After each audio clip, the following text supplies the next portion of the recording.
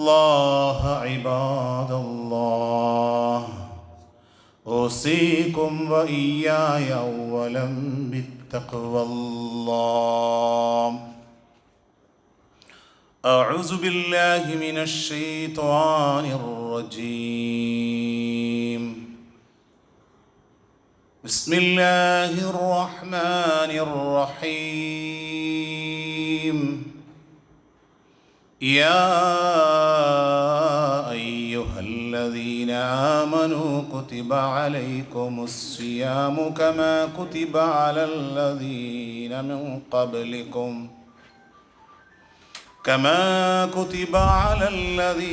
من قبلكم لعلكم تتقون. وأيضا قال الله تعالى: يا أيها الذين آمنوا اتقوا الله وقولوا قولا سديدا يصلح لكم أعمالكم ويغفر لكم ذنوبكم ومن يطع الله ورسوله فقد فاز فوزا عظيما. ബഹുമാന്യരായ വിശ്വാസിനികളെ, പടച്ചനാഥൻ്റെ വിധിവിലക്കുകളും അവൻ്റെ നിയമ നിർദ്ദേശങ്ങളും നമ്മുടെ രഹസ്യ ജീവിതത്തിലും പരസ്യ ജീവിതത്തിലും സൂക്ഷിച്ചുകൊണ്ട് നമുക്ക് മുകളിൽ അത്യുന്നതനായ ഒരു നാഥൻ നമ്മെ സദാ വീക്ഷിക്കുന്നുണ്ട് എന്ന ബോധ്യത്തോടെ യഥാർത്ഥ മുത്തക്കികളായി ജീവിതം നയിച്ചു കൊള്ളണമേ എന്ന്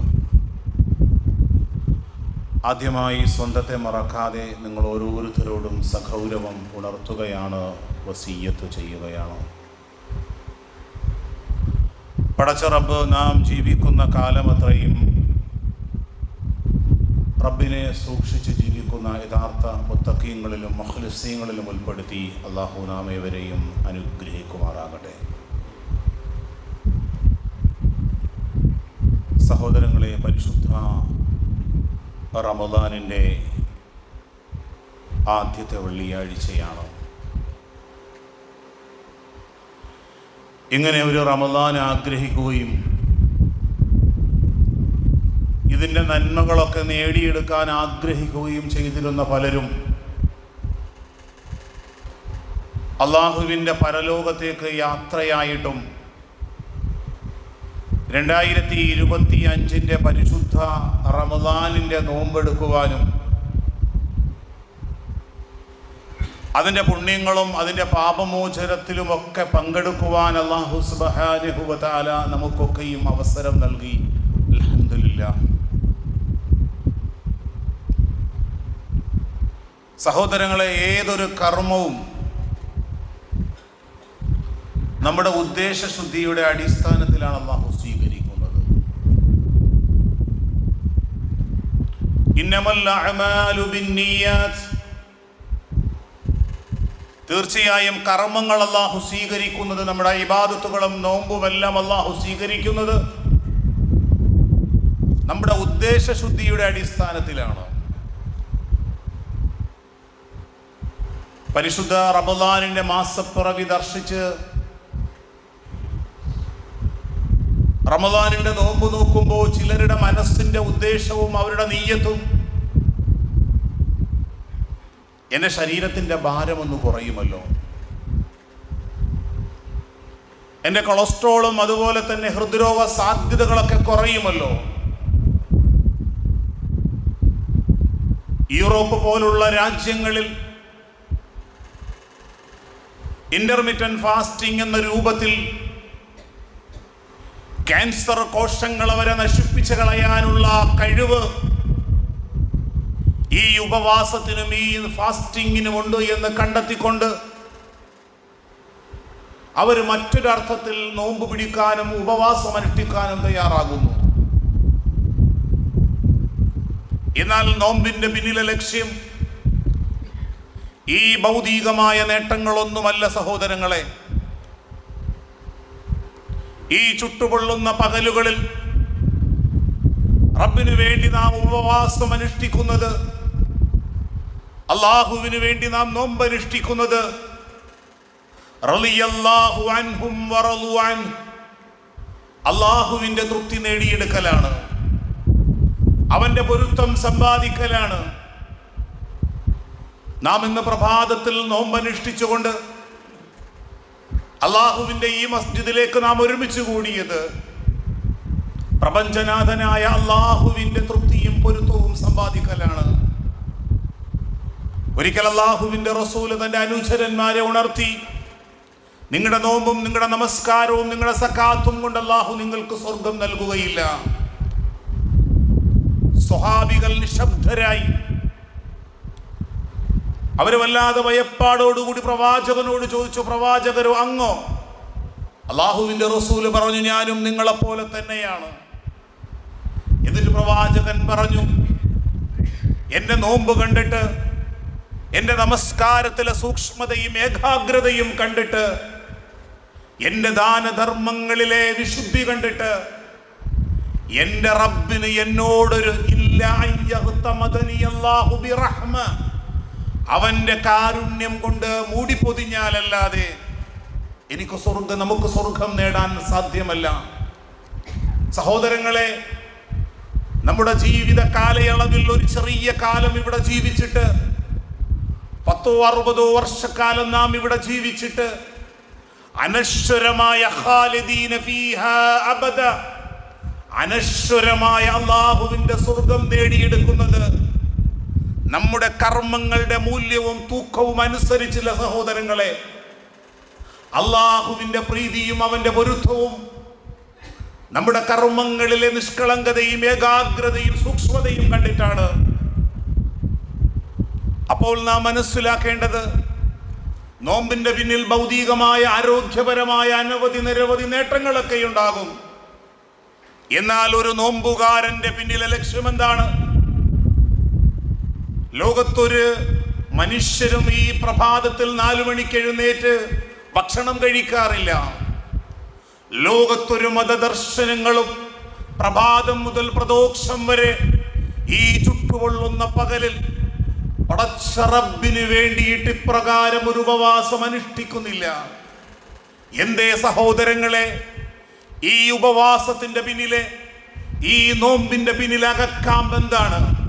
അല്ലാഹുവിന്റെ പരിശുദ്ധ ഖുർആനിലൂടെ സൂറത്തുൽ ബഖറയുടെ 183-ാമത്തെ വചനത്തിലൂടെ നമുക്കൊക്കെയും സുപരിചിതമായ ഖുത്ബയുടെ ആമുഖമായി ഞാൻ ഓതിവെച്ച വിശുദ്ധ ഖുർആനിന്റെ ആ വചനം നമ്മെ ഓർമ്മപ്പെടുത്തുന്നത്, യാ അയ്യുഹല്ലദീന ആമനു, അല്ലയോ സത്യവിശ്വാസികളെ, കുതിബ അലൈക്കുമുസ് സിയാം, നോമ്പ് നിങ്ങളുടെ മേൽ നിർബന്ധമാക്കപ്പെട്ടിരിക്കുന്നു. കമാ കുതിബ അലല്ലദീന മിൻ ഖബ്ലികും, നിങ്ങൾക്ക് മാത്രമല്ല നിങ്ങൾക്ക് മുമ്പുണ്ടായിരുന്ന പൂർവിക പ്രവാചകന്മാരുടെ ജനതയ്ക്കും അല്ലാഹു നോമ്പ് നിർബന്ധമാക്കപ്പെട്ടിരുന്നു. എന്താണ് ഈ നോമ്പിന്റെ പിന്നിൽ അകക്കാമ്പ്? നാം അനുഷ്ഠിക്കുന്ന നോമ്പിന്റെ പിന്നിലെ ലക്ഷ്യം എന്താണ്? ലഅല്ലക്കും തത്തഖൂൻ, നമ്മൾ തഖ്വയുള്ളവരാകണം, ദോഷബാധയെ സൂക്ഷിക്കുന്നവരാകണം, സൂക്ഷ്മതാബോധത്തോടുകൂടി ജീവിക്കണം, വളരെ ശ്രദ്ധയോടുകൂടി പാപങ്ങളിൽ നിന്നും ശിർക്കിൽ നിന്നും ബഹുദൈവാരാധനയിൽ നിന്നും മ്ലേച്ഛവൃത്തികളിൽ നിന്നും സൂക്ഷ്മതയോടുകൂടി ഈ ചെറിയ കാലം അല്ലാഹുവിന്റെ പ്രീതിയിൽ ജീവിച്ചാൽ നമ്മുടെ ജീവിതവും മരണാനന്തരവും അനശ്വരമാകും, സമാധാനപൂർണമാകും. സഹോദരങ്ങളെ, അപ്പോൾ ഈ നോമ്പിന്റെ പിന്നിലെ പരമമായ ലക്ഷ്യം തഖ്വയാണ്. സഹോദരങ്ങളെ, എന്താണ് തഖ്വ? തഖ്വ നമുക്ക് ഒരു മനുഷ്യന്റെ നീട്ടി വളർത്തിയ താടിയും അവന്റെ തലപ്പാവും അയാളുടെ വസ്ത്രത്തിലുമല്ല നമുക്ക് തഖ്വ കാണാൻ കഴിയുന്നത്. ലോകത്തിന്റെ പ്രവാചകൻ ഉണർത്തി, അത്തഖ്വാ ഹുനാ, അത്തഖ്വാ ഹുനാ, തഖ്വ ഇതാ ഇവിടെയാണ്, നമ്മുടെ ഹൃദയത്തിലാണ്. നമ്മുടെ ഹൃദയത്തിൽ അല്ലാഹുവിനെ കുറിച്ചുള്ള ഭയപ്പാടാണ്. പാപകൃത്യങ്ങളിൽ നിന്ന്, പലിശയിൽ നിന്ന്, മനുഷ്യരെ കൊലപാതകം ചെയ്യുന്ന കൊലപാതകങ്ങളിൽ നിന്ന്, കുടുംബ ബന്ധം വിച്ഛേദിച്ചു പോകുന്ന അവസ്ഥകളിൽ നിന്ന്, പരീക്ഷയ്ക്ക് വേണ്ടി വിദ്യാർത്ഥികൾ ആത്മാർത്ഥമായി പഠിക്കുമ്പോഴും ഒരു മുസ്ലിം നാമധാരി ആ ക്വസ്റ്റ്യൻ ഫോട്ടോ എടുത്ത് അത് മറ്റു തര രൂപങ്ങളിലേക്ക് എത്തപ്പെടുമ്പോഴും, നിയമപാലകർ കയ്യാമം ചെയ്യുമ്പോഴും, നാം മനസ്സിലാക്കേണ്ടത് ഇതൊക്കെയും തഖ്വയുള്ള ഒരു വിശ്വാസിക്ക് സാധ്യമല്ല. തഖ്വ എന്ന് പറഞ്ഞാൽ എന്താണ് സഹോദരങ്ങളെ? സൂക്ഷ്മതാബോധം എന്ന് പറഞ്ഞാൽ എന്താണ്? അള്ളാഹുവിനെ സൂക്ഷിച്ചുകൊണ്ട്, പടച്ച റബ്ബിനെ സൂക്ഷിച്ചുകൊണ്ട്, നമ്മുടെ ആമാശയത്തിന് മാത്രമല്ല, നമ്മുടെ ഉദരത്തിന് മാത്രമല്ല ഉപവാസം, നമ്മുടെ കണ്ണിനും നമ്മുടെ നാവിനും നമ്മുടെ ഓരോ അവയവങ്ങൾക്കും നോമ്പുണ്ട് സഹോദരങ്ങളെ, ഉപവാസമുണ്ട്. എല്ലാം സൂക്ഷ്മതയോടുകൂടി ജീവിക്കുന്നതിൻ്റെ പേരാണ് തഖ്വ എന്ന് പറയുന്നത് സഹോദരങ്ങളെ. പരിശുദ്ധ റമളാനിന്റെ 6 ദിനരാത്രങ്ങൾ നമ്മളിൽ നിന്ന് കഴിഞ്ഞു. ഇന്ന് നോമ്പ് 6 നാം നമ്മുടെ നെഞ്ചകത്തേക്ക് കൈവച്ചുകൊണ്ട് നാം ചിന്തിക്കേണ്ടത് എന്ത് സൂക്ഷ്മതാബോധമാണ്. എന്തെല്ലാം മ്ലേച്ഛവൃത്തികളിൽ നിന്ന് ഞാൻ ശീലിച്ചു പോന്നിരുന്ന, എൻ്റെ ജീവിതത്തിൽ പലപ്പോഴും ഞാൻ ഇടപെട്ടു പോയിരുന്ന തെറ്റായ കാര്യങ്ങളിൽ നിന്നും പൈശാചികതകളിൽ നിന്നും എനിക്ക് മാറാൻ കഴിഞ്ഞിട്ടുണ്ടോ? പലപ്പോഴും മറ്റുള്ളവരിലേക്ക് കൈവച്ച് ശീലിച്ച നാം നമ്മുടെ സ്വന്തം പാപങ്ങളെക്കുറിച്ച്, നമ്മുടെ സ്വന്തം ജീവിതത്തെക്കുറിച്ച് നമ്മുടെ നെഞ്ചകത്തേക്ക് കൈവച്ചുകൊണ്ട് പരിശുദ്ധ റമളാനിന്റെ 6 ദിനരാത്രങ്ങളായിട്ട് എൻ്റെ ഹൃദയത്തിൻ്റെ ഉള്ളിൽ ഒരു ഹൃദയാലിവ് വന്നോ? മ്ലേച്ഛവൃത്തികളിൽ നിന്ന് മാറാനുള്ള മനസ്സ് വന്നോ? നാം ഒന്ന് ചിന്തിച്ചു നോക്കുക സഹോദരങ്ങളെ. നമ്മുടെ വികാര വിചാരങ്ങളെ നിയന്ത്രിക്കാൻ കഴിയുന്നുണ്ടോ? നമ്മുടെ മകള് വീട്ടിലേക്ക് കടന്നു വന്നപ്പോ അയാൾ ഒരു ബോയ് ഫ്രണ്ടിനെയും കൂടെ കൊണ്ടുവന്നു. ഒരു രാത്രി മുഴുവനും പഠിക്കാനാണെന്ന് പറഞ്ഞ് ആ ബോയ് ഫ്രണ്ടുമായി നമ്മുടെ വീടകത്തേക്ക് കഴിയുമ്പോഴും നമ്മുടെ വീടകത്തിന്റെ ധാർമ്മിക നഷ്ടപ്പെട്ടുകൊണ്ടിരിക്കുന്നു. നമ്മുടെ മകൻ ഒരു ഗേൾ ഫ്രണ്ടുമായിട്ട് വന്നിട്ട് റൂമടച്ച് ആ ഒരു പരപുരുഷ ബന്ധം, സ്ത്രീയും പുരുഷനും ഒറ്റപ്പെട്ടുകൊണ്ട് വിവാഹം കഴിച്ചിട്ടില്ലാത്ത ആ യുവാക്കളും യുവതിയും നമ്മുടെ വീട്ടിൽ, നമ്മുടെ വീടിന്റെ റൂമുകളിൽ താമസിക്കുമ്പോൾ അവരുടെ പൈശാചികതകളെ കുറിച്ച് നാം ആലോചിക്കാറുണ്ടോ? പലപ്പോഴും നമസ്കാരത്തിലും നോമ്പിലുമൊക്കെ സജീവമാകുന്ന പലരും വീടിന്റെ ഉമ്മറത്ത് കൂട്ടുകാരും സുഹൃത്തുക്കളുമായി മദ്യപിക്കാറുണ്ട്. മക്കളും കുടുംബവും മദ്യത്തിന്റെ കോപ്പകളും ഗ്ലാസും വെള്ളവും ഒക്കെ എടുത്തുകൊണ്ട് കൊടുക്കും. നമസ്കാരത്തിലും നോമ്പിലുമൊക്കെ സജീവമാണ്. രഹസ്യ ജീവിതത്തിൽ വ്യഭിചാര കൃത്യങ്ങളുമായി അവർ ഏർപ്പെടുന്നു. ഇങ്ങനെ ഒരു സൂക്ഷ്മതാബോധം നമ്മുടെ മൊബൈലിൽ വൃത്തികേടുകളും അശ്ലീലങ്ങളും അതുപോലെയുള്ള കാണാനുള്ള ത്വരകളിൽ നിന്ന്, പൈശാചികമായ ത്വരകളിൽ നിന്ന് നമ്മുടെ ഇച്ഛകളെ ഒതുക്കി നിർത്താൻ, അതിനെ കടിഞ്ഞാനിടാൻ കഴിയുന്നുണ്ടോ സഹോദരങ്ങളെ? വിശുദ്ധ ഖുർആൻ സൂറ യൂസുഫിലൂടെ യൂസുഫ് നബി അലൈഹിസ്സലാമിന്റെ ചരിത്രം നമ്മെ പഠിപ്പിക്കുന്നുണ്ട്. അകാരണമായി ഒരു കുറ്റകൃത്യവും ചെയ്യാതെ മഹാനായ യൂസുഫ് നബി അലൈഹിസ്സലാമിനെ ജയിലിൽ അടക്കപ്പെട്ടു. അങ്ങനെ ജയിലിൽ നിന്ന് മടങ്ങി വരുമ്പോ രാജാവ് മടക്കി വിളിച്ചു. ആ സമയത്ത് യൂസുഫ് നബി അലൈഹിസ്സലാം പറഞ്ഞു, ഞാൻ എന്ത് കുറ്റം ചെയ്തിട്ടാണ്? ഞാനൊരു കുറ്റവാളിയല്ല എന്ന് സമൂഹത്തിന് ബോധ്യപ്പെടണം.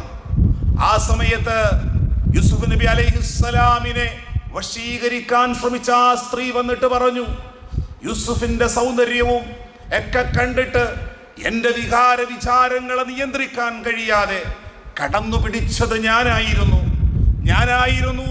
യൂസുഫ് നബി അലൈഹിസ്സലാമിനെ കടന്നു പിടിക്കുകയും എൻ്റെ ഇംഗിതങ്ങൾക്ക് വഴങ്ങാൻ നിർബന്ധിക്കുകയും ചെയ്തത്. അപ്പോഴൊക്കെയും ആ ചെറുപ്പക്കാരൻ അള്ളാഹുവിനെ ഭയന്നുകൊണ്ട്, പരലോകത്തെ ഭയന്നുകൊണ്ട്, പ്രപഞ്ചനാഥനായ അള്ളാഹു കാണുന്നുണ്ട് എന്ന ബോധ്യത്തോടെ ഒഴിഞ്ഞു മാറുകയാണ് ചെയ്തത്. ആ സമയത്ത് മഹാനായ യൂസുഫ് നബി അലൈഹിസ്സലാമിന്റെ സംസാരത്തെ കുറിച്ച് വിശുദ്ധ ഖുർആൻ സൂറ യൂസുഫിലൂടെ അള്ളാഹു നമ്മെ പഠിപ്പിക്കുന്നുണ്ട്. ഞാൻ എൻ്റെ നഫ്സിനെ വിശുദ്ധനായി ചമയ്ക്കുന്നില്ല. ഞാനൊരു വിശുദ്ധനാണെന്നൊന്നും നിങ്ങളോട് പറയുന്നില്ല. പക്ഷേ തീർച്ചയായും മനുഷ്യരുടെ മനസ്സ് ചീത്തയിലേക്ക് ചായുന്ന പ്രകൃതത്തിലാണ് റബ്ബ് സൃഷ്ടിച്ചിരിക്കുന്നത്. നമ്മളെ പരിശോധിക്കാൻ നമ്മുടെ ചായ്വ് എങ്ങോട്ടേക്കാണ്, പൈശാചികളിലേക്കും മ്ലേച്ഛവൃത്തികളിലേക്കും നമ്മുടെ മനസ്സ് ചായുമോ എന്നറിയാൻ മനുഷ്യരുടെ മനസ്സ് ചീത്തയിലേക്ക് ചായുന്ന പ്രകൃതത്തിലാണ് സൃഷ്ടിച്ചിരിക്കുന്നത്. ഇല്ലാ മാ റഹിമ റബ്ബി. അതാണ് നമ്മൾ അണ്ടർലൈൻ ചെയ്യേണ്ടത് സഹോദരങ്ങളെ. അവൻ കരുണ ചെയ്ത മനസ്സൊഴികെ, അവൻ കരുണ ചെയ്ത ഹൃദയമൊഴികെ. അല്ലാഹു യൂസുഫ് നബി അലൈഹിസ്സലാമിന്റെ മനസ്സിന് കരുണ ചെയ്തത് കൊണ്ടാണ് ഒരു സ്ത്രീ വ്യഭിചാരത്തിലേക്ക് ക്ഷണിച്ചിട്ടും മ്ലേച്ഛവൃത്തിയിലേക്ക് ക്ഷണിച്ചിട്ടും അതിന്റെ സുഖവും ആസ്വാദനവും വേണ്ട എന്ന് ആ പ്രവാചകൻ തീരുമാനിക്കാൻ കാരണം ഇല്ലാ മാ റഹിമ റബ്ബി. അല്ലാഹു ആ ഹൃദയത്തിന് റബ്ബ് കരുണ ചെയ്തു.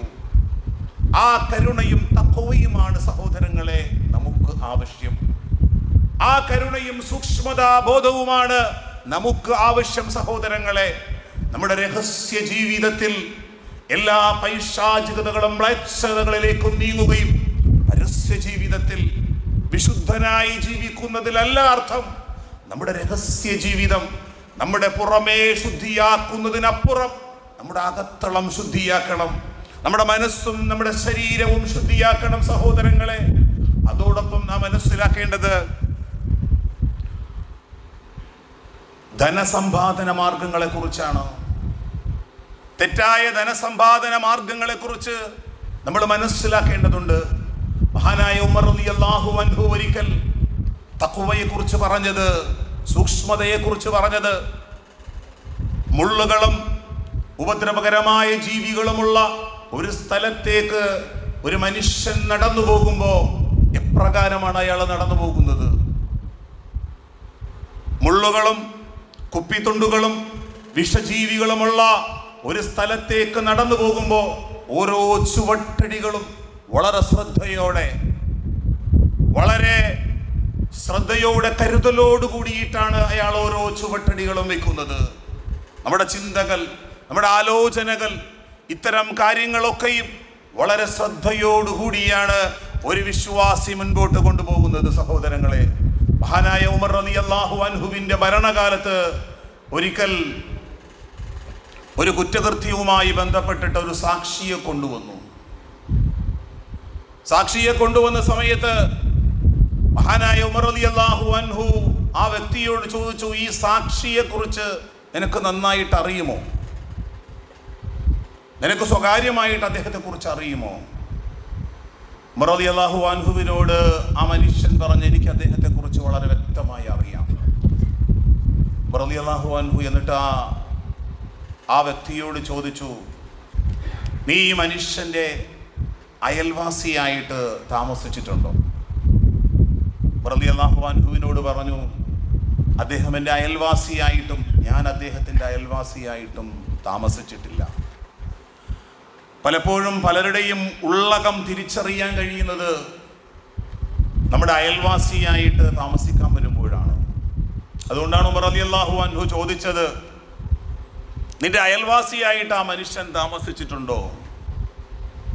രണ്ടാമതായിട്ട് വീണ്ടും ചോദിച്ചു, താങ്കൾ ആ മനുഷ്യനുമായിട്ട് വല്ല വിദൂര യാത്രകൾ നടത്തിയിട്ടുണ്ടോ? ഇല്ല അമീറുൽ മുഅ്മിനീൻ, ഞാൻ അദ്ദേഹവുമായിട്ട് വിദൂര യാത്രകളൊന്നും, മരുഭൂമിയിലൂടെ വിദൂര യാത്രകളൊന്നും നടത്തിയിട്ടില്ല. പലപ്പോഴും വിദൂര യാത്രകൾ നടത്തുമ്പോഴാണ്, 10-40 ദിവസം ഹജ്ജിന് പോകുമ്പോൾ ഒരുമിച്ച് താമസിക്കുമ്പോഴാണ് പലരുടെയും ഒറിജിനൽ സ്വഭാവം പുറത്തേക്ക് പ്രകടമാകുന്നത്. നമ്മൾ ഒരു 5-10 മിനിറ്റ് നേരം കണ്ട് സംസാരിക്കും പോലെയല്ല. ഒരു മനുഷ്യനോടൊപ്പം 10-40 ദിവസം ജീവിക്കുമ്പോൾ അയാളുടെ ഉള്ളുകള്ളികളൊക്കെ നമുക്കറിയാൻ കഴിയും. അപ്പോഴും ആ മനുഷ്യൻ പറഞ്ഞു, ആ മനുഷ്യനുമായിട്ട് ഞാൻ വിദൂര യാത്രകളൊന്നും നടത്തിയിട്ടില്ല. വീണ്ടും ഉമർ റളിയല്ലാഹു അൻഹു ചോദിച്ചു, നീ അയാളുമായിട്ട് എന്തെങ്കിലും സാമ്പത്തികമായ ഇടപാടുകൾ നടത്തിയിട്ടുണ്ടോ? ലാ യാ അമീറുൽ മുഅ്മിനീൻ, ആ മനുഷ്യനുമായിട്ട് ഞാൻ ഒരു സാമ്പത്തികമായ ഇടപാടും നടത്തിയിട്ടില്ല. അപ്പോൾ ഉമർ റളിയല്ലാഹു അൻഹു പറഞ്ഞു, നിനക്ക് ആ വ്യക്തിയെ കുറിച്ചൊന്നും അറിയില്ല. സാക്ഷിക്ക് അയാൾ പര്യാപ്തമല്ല. നിന്റെ കൂടെ അയാൾ നമസ്കരിച്ചിട്ടുണ്ടാകാം, നിന്നോടൊപ്പം ഇരുന്ന് നോമ്പ് തുറന്നിട്ടുണ്ടാകാം, നെഞ്ചുവരെ താടിയും തലപ്പാവും നമസ്കാര തഴമ്പുമുണ്ടാകാം. പക്ഷേ അതൊന്നും ഒരു നല്ല വ്യക്തിയാണ്, ഒരു തഖ്വയുള്ള വ്യക്തിയാണ്, ഒരു നല്ല വ്യക്തിത്വത്തിന്റെ ഉടമയാണെന്ന് നമുക്ക് നിർവചിക്കാൻ കഴിയില്ല. സഹോദരങ്ങളെ, സാമ്പത്തികമായ ഇടപാടുകളിലാണ് പലപ്പോഴും നമുക്ക് ഒരു വ്യക്തിയുടെ വ്യക്തിത്വത്തിന്റെ നല്ല ഗുണങ്ങൾ നമുക്കറിയാൻ കഴിയുന്നത്.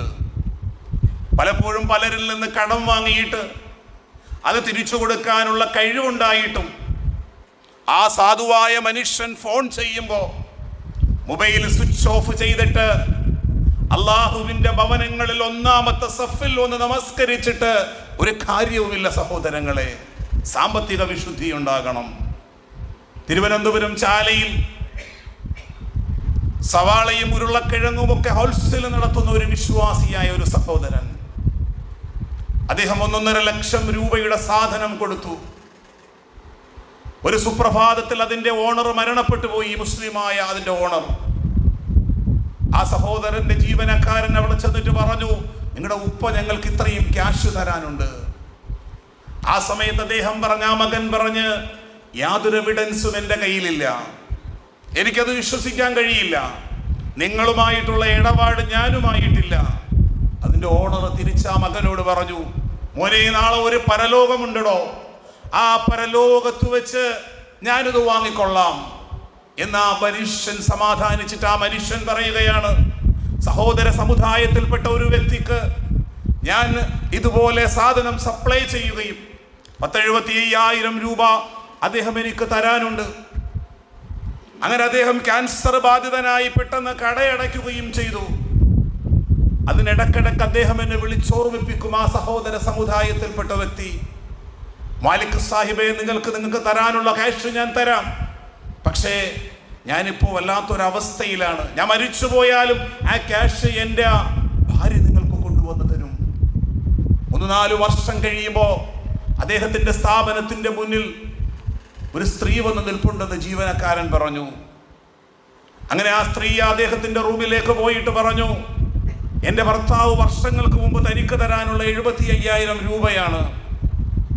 അദ്ദേഹം പറഞ്ഞു, ഞാനത് പൊരുത്തപ്പെട്ടു. ആ സമയം ആ സഹോദരി അതൊന്നും ശ്രദ്ധിക്കാതെ, എൻ്റെ ഭർത്താവ് നിങ്ങളുടെ പേരും അഡ്രസ്സും എഴുതി വെച്ചിട്ടുണ്ട്, നിങ്ങളുടെ ക്യാഷ് ഇതാ ഇരിക്കുന്നുണ്ട് എന്ന് പറഞ്ഞിട്ട് ആ സഹോദരി മടങ്ങിപ്പോയി. ഇവിടെയാണ് നാം മനസ്സിലാക്കേണ്ടത്, താടിയും തലപ്പാവും നമസ്കാരത്തൊഴമ്പുമൊക്കെ ഉണ്ടായിട്ടും സാമ്പത്തികമായ ഇടപാടുകളിൽ തിരുമറിയും കളവും കാണിക്കുകയാണെങ്കിൽ നമുക്കെന്ത് തഖ്വയാണ് സഹോദരങ്ങളെ ഉള്ളത്? അള്ളാഹുവിനെ കുറിച്ചുള്ള, റബ്ബിനെ കുറിച്ചുള്ള ഭയപ്പാട് നമ്മുടെ ഹൃദയത്തിലുള്ള ഇല്ലാത്തത് കൊണ്ടാണ് സഹോദരങ്ങളെ. മഹാനായ ഉമർ റളിയല്ലാഹു അൻഹുവിന്റെ ചരിത്രം നമുക്കറിയാം. പതിരാവിൽ ഒരു യാത്ര ചെയ്ത ഒരു സ്ത്രീയുടെ വീടിന്റെ മുന്നിലേക്ക് ചെല്ലുമ്പോ സ്ത്രീയുടെ മാതാവ് മകളോട് പറയുന്നു, മോളെ, നീ പാലിൽ വെള്ളം ചേർക്ക്. ആ സമയത്ത് ഈ മകള് തിരിച്ചു പറയുന്നു, ഉമറിന്റെ ഓർഡർ ഉണ്ട്, കച്ചവടത്തിൽ കൃത്രിമം കാണിച്ചാൽ അതിന് പണിഷ്മെന്റ് ഉണ്ട്, വലിയ ശിക്ഷയുണ്ട്.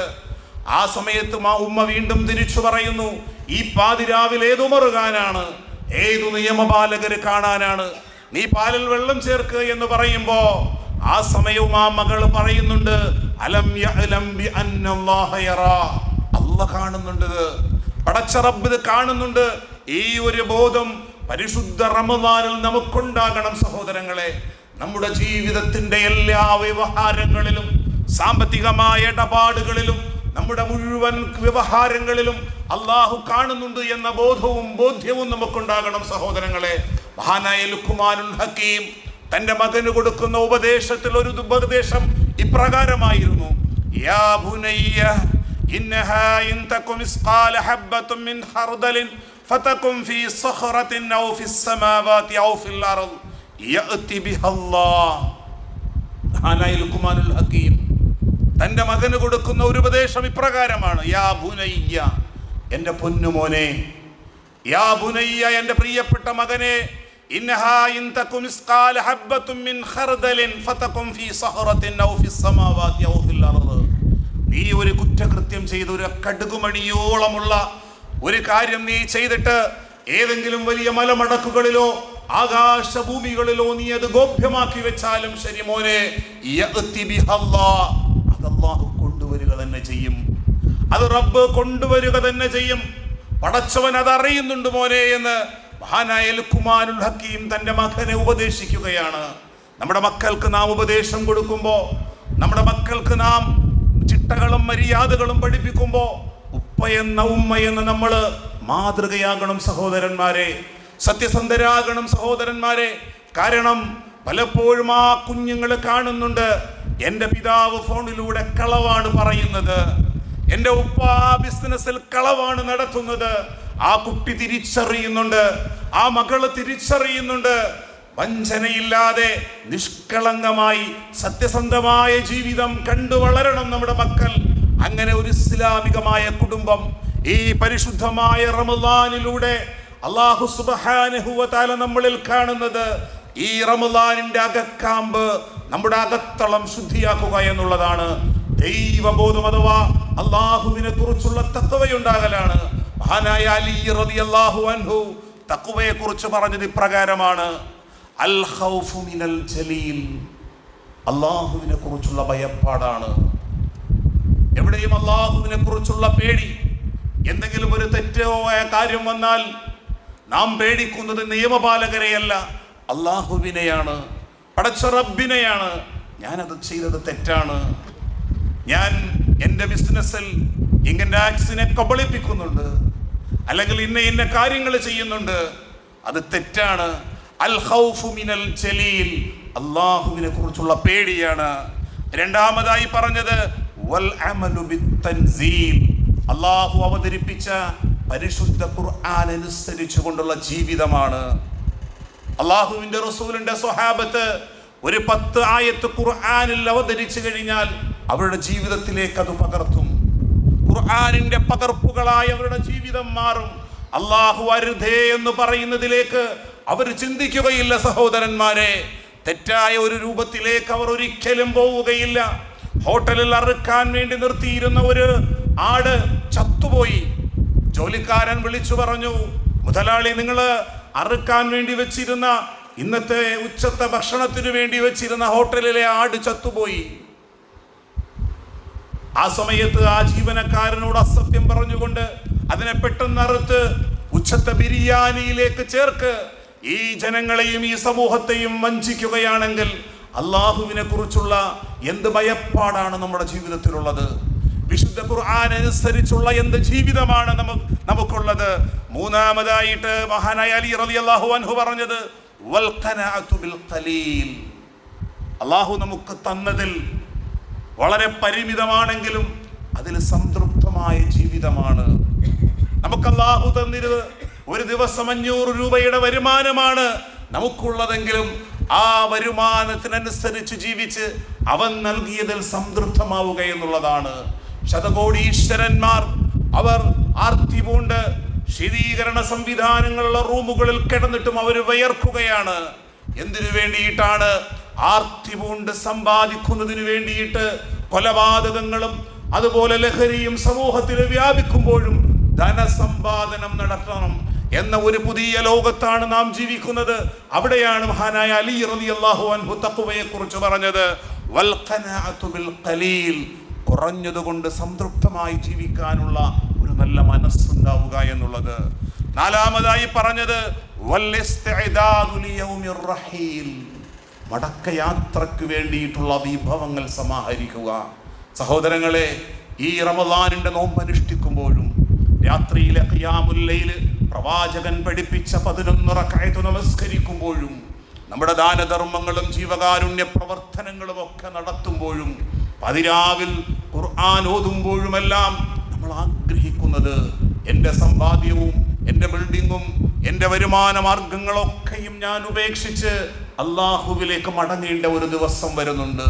യൗമ ലാ യൻഫഉ മാലും വലാ ബനൂൻ, സന്താനവും സമ്പത്തും ഉപകാരപ്പെടാത്ത ഒരു ദിവസം എന്നിലേക്ക് വരുന്നുണ്ട്. എൻ്റെ കയ്യിൽ പാഥേയം വേണം, എൻ്റെ കയ്യിൽ കർമ്മങ്ങൾ വേണം, എൻ്റെ കയ്യിൽ റിയാ ഇല്ലാത്ത, ശിർക്കില്ലാത്ത, പ്രകടനാത്മകതകളില്ലാത്ത, അല്ലാഹുവിന് വേണ്ടിയുള്ള, റബ്ബിന് വേണ്ടിയുള്ള ദൃഢമായ വിശ്വാസത്തിന്റെ അടിസ്ഥാനത്തിൽ കളങ്കമില്ലാത്ത, മനസ്സിന്റെ ഉള്ളിൽ സംശയങ്ങളില്ലാത്ത, പരലോകബോധ്യമുള്ള ദൃഢമായ കർമ്മങ്ങൾ, പാഥയും നമ്മുടെ കൈവശം വേണം സഹോദരങ്ങളെ.